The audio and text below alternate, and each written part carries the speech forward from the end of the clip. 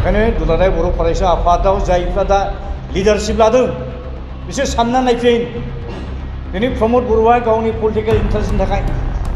लाबालाबनि थाखाय बड'लेण्ड मोनखानाय बिटिसि बिटिडिखौ जेरैबायदि फोजोबनायनि खामानियाव बे नांथाबनानै थाबाय बिनिबायदि खामानिखौ मानो मदद होबाय केसफ्रा 8 आगस्ट खालि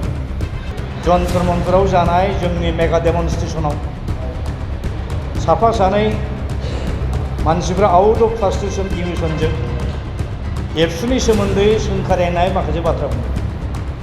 बे समाव आं गैया बे ममेन्टआव आं सफैथ'वाखै स्पटआव नाथाय आंखौ दाय होदों जाहैबाय एबसुनि माखासे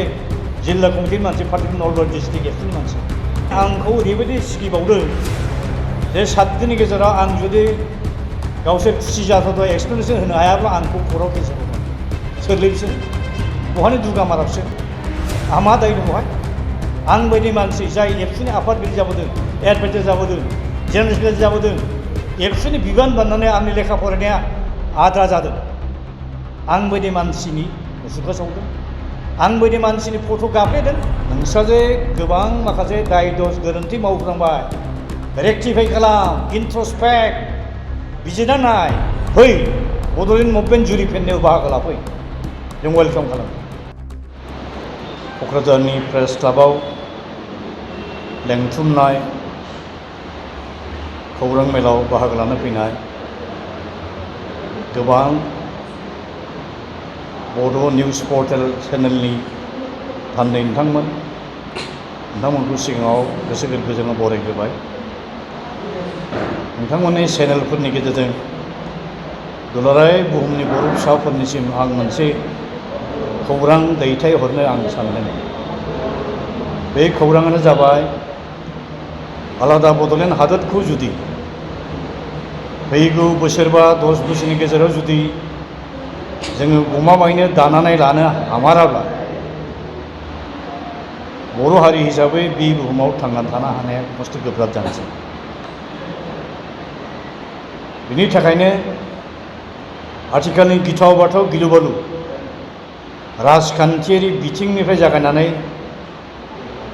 मोनफ्रोमबो बिथिङाव जिबायदि गिथाव बाथाव सिटुएसन थासारि सोमजिबाय नुजाफैबाय बे थासारियाव राहा गोमानानै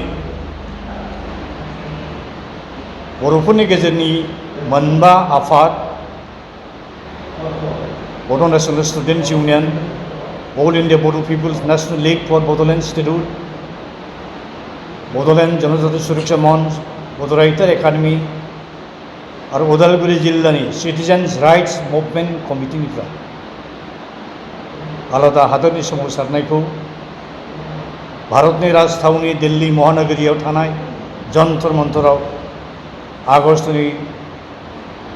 थांनाय 8 अक्ट'खालि मोनसे मेगा डेमनस्ट्रेसन दिन्थिहैनाय जाबाय सारा दुनिया भारत गभर्नमेन्ट भारत हादर नाङैनो सुबुंफ्रा मिथिजोब्बाय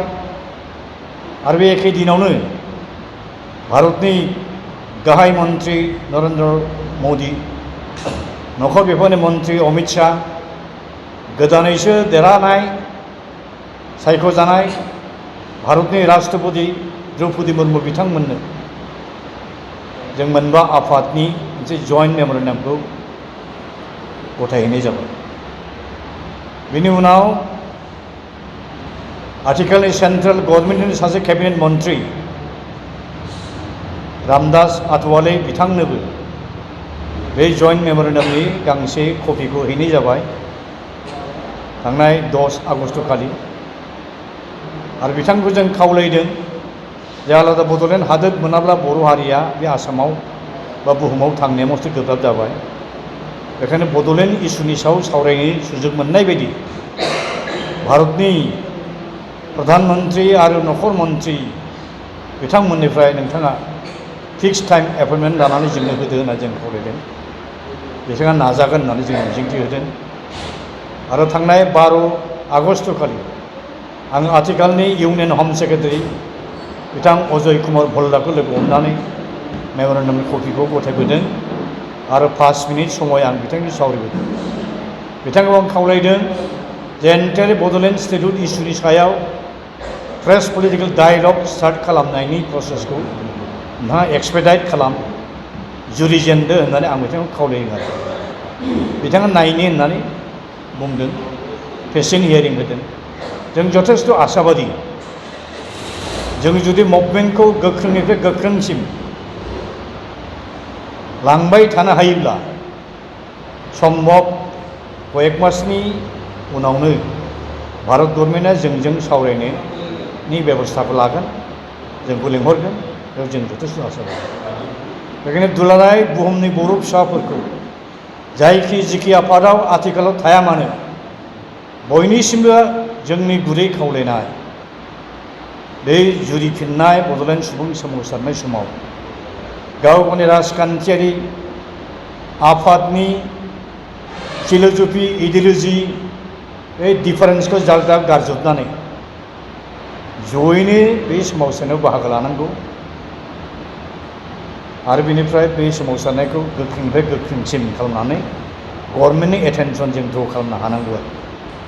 गुबुना जुदि आलादा हादोर मोनोब्ला बे बर' फिसाफ्रा आसाम हादोरनि थागिबि फिसा जानानै आलादा हादोर मोननायनि खुनु जाहोन थानो हाया जों जथेस्थ' आशाबादि वी आर भेरि माच अप्टिमिस्टिक बेखायनो गावजों गावनि गेजेराव दाय गोरोन्थि हमलायाजासेनो गासैबो डिफारेन्सखौ जाल्दा बावजोबनानै गारजोबलायनानै जों जयैनो खौसेनि इउनाइटेडलि बे मुभमेन्टखौ लांनो थाखाय आं खावलायबाय नै दाखालि 8 आगस्ट खालि जन्तर मन्तराव जानाय जोंनि मेगा डेमनस्ट्रेसनाव साफा सानै मानसिफ्रा आउट अफ फ्रास्ट्रेसन इमोसनजों एबसुनि सोमोन्दै सोंखारिनाय माखासे बाथ्रा बुंदों बे समाव आं गैया बे ममेन्टआव आं सफैथ'वाखै स्पटआव नाथाय आंखौ दाय होदों जाहैबाय एबसुनि माखासे जिल्ला कमिटिनि मानसि पार्टिकुलार नलबारि डिस्ट्रिक्ट एबसुनि मानसि आंसो थुनलायनानै बे बाथ्राखौ स्ल'गानखौ होदों जायो वेरेज आं बे ममेन्टआव आं स्पटआवनो सफैयाखै दस्रा खामानियाव आं बेस्थ' जानानै दंमोन प्रेस रिलिज टाइपिं खालामनायाव इभेन आंखौ ओरैबायदि सिगिबावदों जे 7 दिननि गेजेराव आं जुदि गावसोर खुसि जाथावथाव एक्सप्लेनेसन होनो हायाब्ला आंखौ कर्टआव केस होबावगोन सोरलै बिसोर बहानि दुगा मारा बिसोर आंहा मा दाय दं बहाय गावसोरसो लाजिनांगौ जे बिटिसिखौ बासायनो थाखाय जोंनि सुप्रिम कर्ट आरो गुवाहाटि हाइकर्टआव पिआइएल होनायखौ लानानै जोंनि सायाव दाय हमनानै आं बायदि मानसि जाय एबसुनि आफादगिरि जाबोदों एडभाइजार जाबोदों जेनेरेल सेक्रेटारि जाबोदों एबसुनि बिबान बाननानै आंनि लेखा फरायनाया आद्रा जादों आं बायदि मानसिनि मुसुखा सावदों आं बायदि मानसिनि फट' गाफ्लेदों डक्टर दुर्नारायण बसुमतारी बायदि बर' थुनलाइ आफादनिफ्राय एबसुआ बेखौ होखारहोदों डक्टर मंगलजों हाज'रि बायदि जाय पद्मश्री एवार्ड मोननाय बर' हारिनि गेजेराव बिराद गोजौ मान सन्मान गोनां मानसि बेबायदि मानसिनि मुसुखा बानायनो सानदों लाजायाखै गावस्रा जोंथ' उल्था केस होनो हायोमोन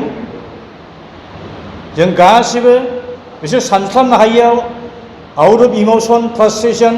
सोरनिबा थुनलायनायाव खालामदों होननानै जों दस्रा गुबुन राहा जों लामा लानो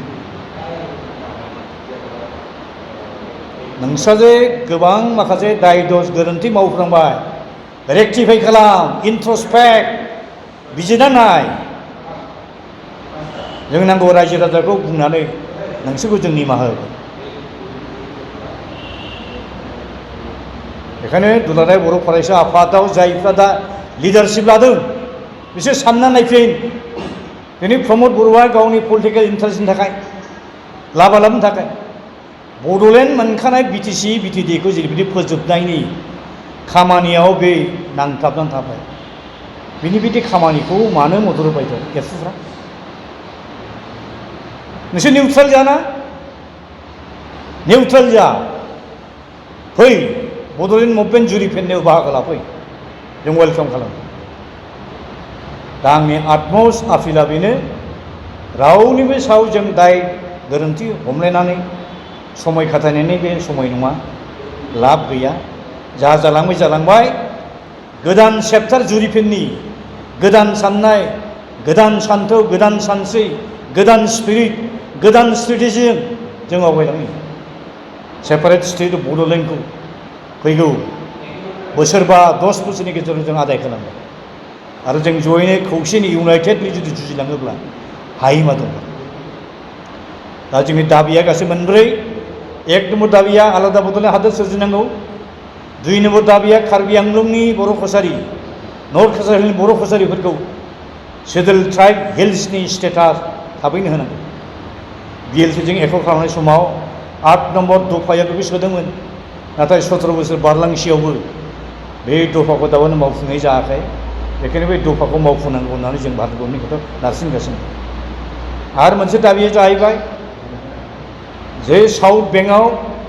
बर' कसारि जे अट'नमास काउन्सिल दानानै होदों स्टेट एक्टनि आन्दाराव बेहा जेबो खामानि गैया पावार एन्ड फांसन गैया बेखायनो भारत संबिजितनि 6थि सेडुलखौ सोदांनानैब्लाबो बे बर' कसारि अट'नमास काउन्सिलखौ आपग्रेड खालामनांगौ ओमफ्राय कनस्टिटिउसननि सिङाव अट'नमास काउन्सिल हिसाबै स्टेटास जानांगौ बेखौ आपग्रेड होनांगौ आरो ब्रैथि दाबिया जाबाय जोंनियाव बर'फोरनाव हाजार हाजार लाख लाख बर' फिसाफोर मेट्रिक पास जानाय दं हायार सेकेन्डारि पास जानाय ग्रेजुवेट जानाय मानसिफोर दं साख्रि बाख्रि गैया बेकार बे साख्रि बाख्रि मोनै बेकार सेंग्रा सिख्लाफोरखौ जाहाथे एनगेजमेन्ट होनो हायो बिनि थाखाय इन्डियान आर्मियाव सेपारेट मोनसे बड' रेजिमेन्ट खुलिनांगौ जेरै नागाफोरनि थाखाय नागा रेजिमेन्ट खुलिदों गरखाफोरनि थाखाय गरखा रेजिमेन्ट सिखफोरनि थाखाय सिख रेजिमेन्ट जाटफोरनि थाखाय जाट रेजिमेन्ट दा गुबुन गुबुन जाथिनि थाखाय जुदि सेपारेट रेजिमेन्ट जुदि खुलिनो हायोब्ला बर'फोरनि थाखाय माने बड' रेजिमेन्ट खुलिनो हाया बे मोनब्रैयानो जाबाय जोंनि दाबि आरोखि बे मोनब्रै दाबिखौ जुदि जोङो गनाय होनानै लानो हायोब्ला बर' हारिया बुहुमाव गेरेमसा मोनसे मास्टार रेस हिसाबै थांना थानो हानाया अभ्यास जागोन आरो दा बेखिनि आपिलजोंनो आं दिनैनि खौरां मेलाव बुंनो गोनां बाथ्राखौ फोजोबबाय गोजोन्थों।